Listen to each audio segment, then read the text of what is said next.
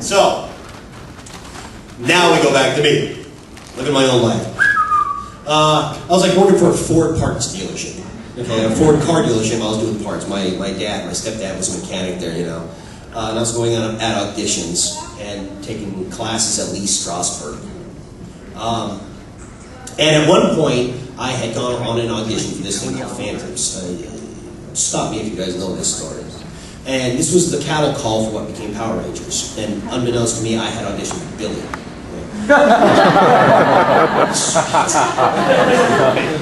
Well, little did I know that they wanted nerd characters, but yet they went with David Yost, who's all chiseled and good looking. I'm a nerd. I don't have a way to win. Really good looking dude. So anyway, so they took my resume. Thank you very much. And I go back to Ford. Here's your engine. So when they decided they wanted to get rid of Bobby, they went through all. They didn't have time. They were going to start shooting in 3 days. The set was ready. The cameras were ready. Everything was there, ready to go. Okay. Bulk and Skull at this point, we're only in like 5 episodes. Honestly, Ernie was a bigger character than them. Most of the comedy was coming from the Rangers. The Rangers would try to morph, and then they'd all like fall on each other. No. So they went through their stack of papers of people that had walked in and said, I want a job. And they just randomly chose 1, 2, okay, these are the 5 ugliest guys we can find. Call them. Somehow I ended up on that list. So, like I said, I was working at Ford. I quit the work half day, and I was kind of bitter from working that day, and all greasy, and my leather jacket I slap on. I got my uniform on. And says, "Hi, my name is Bob." And I did say Bob. I didn't want anyone to know who I'm fooling y'all. So I showed up, and they didn't really even have a script. Okay, they're like, we're not really quite sure what we want you to do. Because like I said, we weren't written into very many episodes.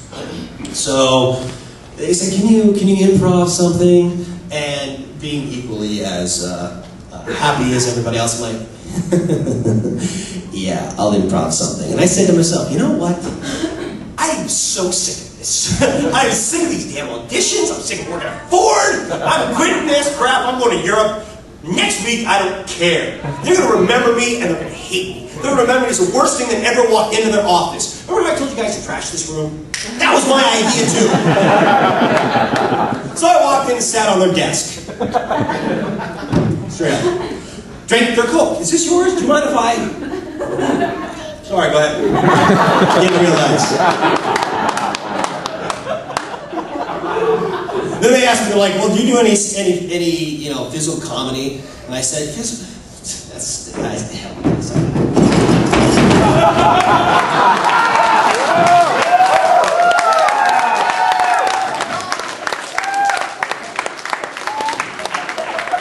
And that's how you get a job at Hollywood.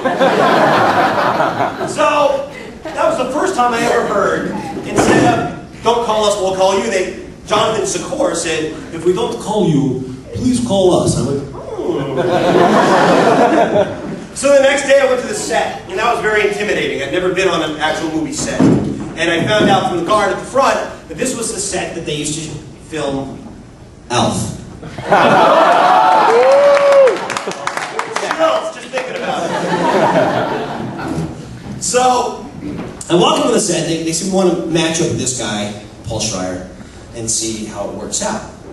And from a distance, Paulie's over there, and he's got his bulk outfit on. He's already costumed up. I don't notice. I think he's just like me, Of course, I'm in a leather jacket and greasy jeans still, and my hair's, So I'm, talking about the pot calling the kettle black, I look at him. I look at Paul Schreier, I'm like, that guy looks like a jerk.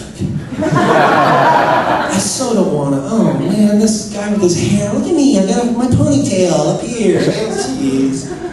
Long hair and a jacket. Who do you think you are, pal? And he probably looks over at me, a skinny guy in this, a leather jacket. Who the hell does that guy think he is? So Paulie comes over and instantly, hi, I'm Paul Schreier. How are you? And he throws out his hand. It's like the size of a paw. It's like someone taking a big side of beef. Just slap it into your hand, have a steak, pal. Yeah, somebody answer that for God's sakes. So anyway, so I find out Paulie and I start talking, and they say, here's the little bit of a script that we have, good luck. And there's Paulie babysitting me, basically. And Paulie's like, so, they want to see you audition? He said, what do you got? Now, the thing about Paul Schreier that I learned, once again, he had done theater in the past. I had done theater in the past. Paul Schreier has the best work ethic of just about any actor I know. He gets a script, and let's face it, TV scripts can be good, they can be bad. Usually they're kind of in between, okay? Millions of hands go onto those scripts when they write it from the networks. People say, oh, you can't say this, you can't say this, you can't say this, We can't have, Skull come in and yell, Jesus Christ, you son of a...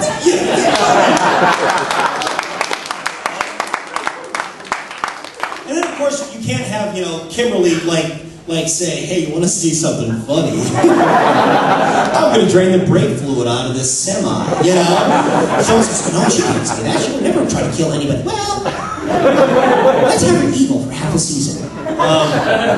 So anyway, but Paul would take whatever script we had and say, look, we're going to make it good. That's an actor's job, okay? You get anything, you fill it, okay? You improvise. You make things up, okay? That's part of a script. Tony will be the first one to tell you, even though he's writing the script, it's nothing until you get it. So Paulie and I started working on it together and just screw around. We just hit it off like that.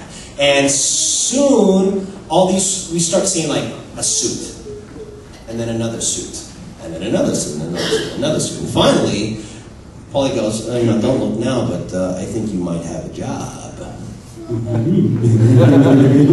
So we just kept doing what we were doing, and they basically, they never actually had a formal callback. They just watched us work and said, okay, he's on. And then, once again, 5 episodes. So the first time the boss, Jaime Saban, actually saw the dailies, he said, he was watching Paulie and I, and he goes, these guys are freaking morons. I want them in every show.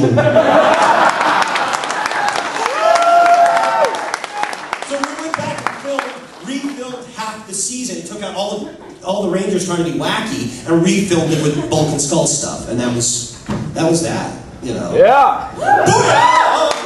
So I stayed for 6, 7 seasons. I lost track. Hundreds of episodes. I've been old time Hollywood guys like, when I was your age, we used to do 42 shows a day. We didn't have feet.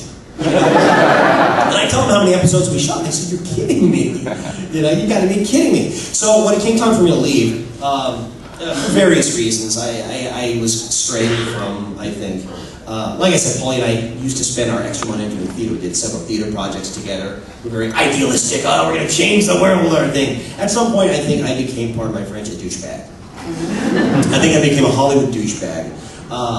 And said, I need to go away and get my head straight. And I went away to college in Pennsylvania. So far away they couldn't catch me. I was in the middle of Amish country with nothing but my damn motorcycle and a bunch of books.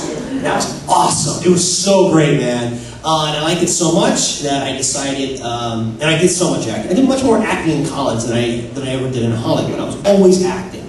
And I decided, I'm going to go on and get my master's because I can act for the rest of my life. But when I get older, I'm going to want to teach and get my PhD. So I studied Shakespeare for 2 solid years in an original Elizabethan playhouse. That was really cool. And then I'm now working on my PhD and teaching acting. I'm doing my PhD in Shakespeare in the Old West. Yeah, take that one. And leaving, of course, Paulie. I knew that when I left, poor old Paulie would be by himself. And we both decided, almost like a couple. My wife, a large, hairy wife, said, look, Nard, we've been partners forever. And we were partners in freaking everything. And he said, look, man, if you need to do this and get yourself together, I'm with you, man. And he backed me, man. He's family. He really is. I was at his wedding. He failed to show up for mine. But anyway, so that's the Bulk and Skull saga to this day, and Paulie and I have remained very good friends.